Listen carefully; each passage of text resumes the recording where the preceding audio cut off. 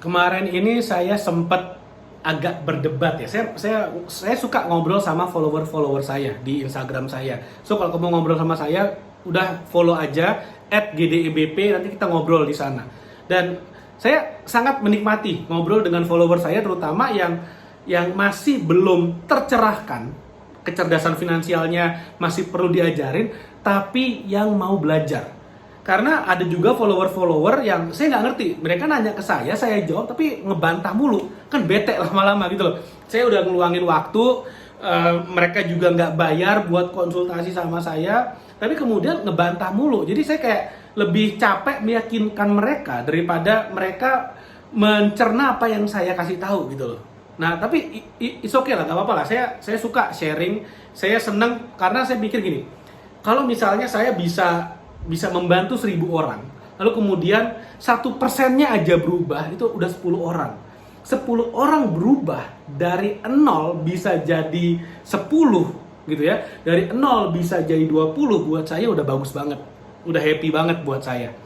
Makanya kalau misalnya kamu nanti mau ngobrol, silakan DM saya di Instagram @gdebp. Saya pasti baca dan saya biasanya pasti reply, tapi saya utamakan reply yang follow dulu. So please follow dulu ya @gdebp. Nah, balik lagi ke topik.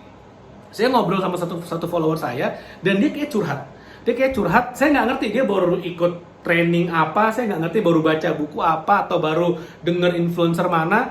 Intinya dia kayak mengeluh soal sistem pendidikan di Indonesia yang dia katakan bahwa gila, kayak kita di pendidikan, di sekolah kita udah bayar puluhan juta, kita udah spend puluhan tahun tapi nggak diajarin cara jadi kaya.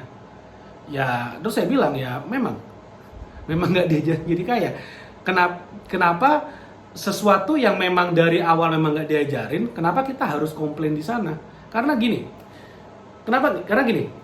sekolah memang tidak secara spesifik mendidik kita buat jadi kaya. Sama seperti sekolah tidak secara spesifik mendidik kita buat jadi atlet sepak bola. Sama seperti sekolah tidak mendidik kita secara spesifik untuk menjadi seorang koki yang handal di dapur dan segala macam. Memang tidak.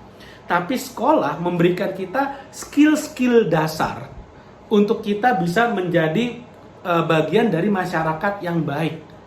Sesimpel itu tugasnya sekolah, membentuk kita. Apakah diajarin skill? Yes, ada skill dasar. Misalnya bahasa Indonesia, lalu kemudian matematika, bahasa Inggris, PPKN, agama, itu kan skill-skill dasar yang akan membuat kita bisa berfungsi dengan baik di masyarakat. Itu sebenarnya tugas sekolah untuk mendidik kita. Penting nggak sekolah? Buat saya sangat penting. Pendidikan terakhir saya sampai saat ini adalah S2. Jadi menurut saya sangat-sangat penting sekali. Nah, tapi sekolah terutama sampai tingkat kuliah ya, atau kalau misalnya nggak sempat berkuliah, biasanya kan SMK tuh. Di sana kita dididik, kita dipersiapkan untuk menjadi tenaga profesional supaya kita bisa mendapatkan pekerjaan. Itulah gunanya kita kuliah, kita sekolah di sekolah kejuruan. Itulah gunanya mempersiapkan kita masuk ke dunia kerja. Bukan mempersiapkan kita untuk menjadi wirausaha. Memang bahkan yang namanya sekolah entrepreneur pun yang diajarkan di sekolah adalah teorinya. Tidak benar-benar kita tamat sekolah entrepreneur buka bisnis pasti sukses. Enggak juga gitu loh. Enggak juga, karena memang dipersiapkan secara teoritis supaya kita siap. Nah, tapi sekarang gini, apakah artinya kita boleh sesuka hati mengatakan sekolah gak berguna? Buat saya salah kaprah. Arogan sekali yang bilang kayak gitu menurut saya ya.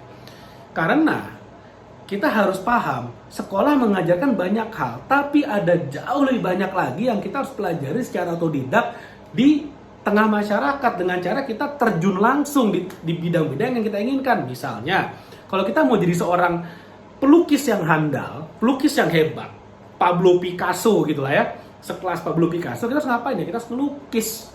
Tangan kita harus kotor, praktek langsung, di sekolah nggak diajarin. Kalau kita mau jadi pemain bola, pemain timnas Indonesia misalnya, ya kita harus main bola. Di sekolah ya nggak diajarin. Tapi apakah kita menyalahkan sekolah karena tidak ngajarin kita main bola? Kan nggak juga, aneh banget. Bisnis pun demikian. Jadi kaya raya pun demikian, memang tidak diajarin. Di sekolah secara langsung nggak diajarin, itu kita harus pelajarin sendiri setelah tamat sekolah atau setelah pergi sambil sekolah, kita pelajari di luar jam sekolah. Belajar dari siapa? Misalnya kalau kita mau jadi kaya, belajar dari orang kaya. Mau jadi pengusaha yang hebat, belajar dari pengusaha yang hebat. Misalnya Sabtu Minggu daripada menggerutu tentang sistem pendidikan, kenapa enggak ajak aja ketemu mentor bisnis pengusaha yang hebat, ajak dia makan siang, kita bayarin sekalian. Tanya aja sama dia, apa sih yang harus dilakukan supaya kita bisa punya bisnis dan segala macamnya. Kan jauh lebih enak. Buat saya itu jauh lebih baik, jauh lebih dahsyat, dan jauh lebih berguna daripada harus komplain tentang sesuatu yang ya udah sih memang bukan di sana tugasnya gitu loh. Itu sama aja kayak komplain, kok saya nggak bisa kok saya nggak bisa slam dunk sih, padahal saya pemain bola timnas, sepak bola timnas. Ya memang nggak diajarin buat slam dunk di sana, kan aneh gitu loh. Kok saya nggak bisa nyetir mobil F1 sih, padahal saya udah jago main badminton. Kan memang di lapangan badminton nggak diajarin buat nyetir F1. Nah seperti itu. Jadi memang kita harus paham, sekolah sangat penting, tapi yang jauh lebih penting lagi adalah kita mengedukasi diri kita dengan skill-skill yang bisa membuat kita survive di dunia nyata, dan kita bisa mencapai kebebasan finansial dan kita menjadi kaya raya. Skillnya banyak. Salah satunya adalah high income skill yang bisa mendatangkan uang banyak. Sekarang misalnya salesmanship skill, skill jualan gitu ya, skill digital marketing, skill membuat konten, skill trading, forex, skill apapun banyak banget. Kamu googling aja contoh high income skill, tuh banyak listnya, yaudah pelajarin aja. Nah itulah yang akan memberimu jalan emas, jembatan emas, membukakan pintumu menjadi seorang yang kaya raya. Oke, mudah-mudahan apa yang saya share bermanfaat. Jangan lupa like video ini dan share video ini, dan subscribe YouTube channel ini supaya kamu gak ketinggalan video-video keren berikutnya. Thank you, sampai ketemu lagi di video berikutnya.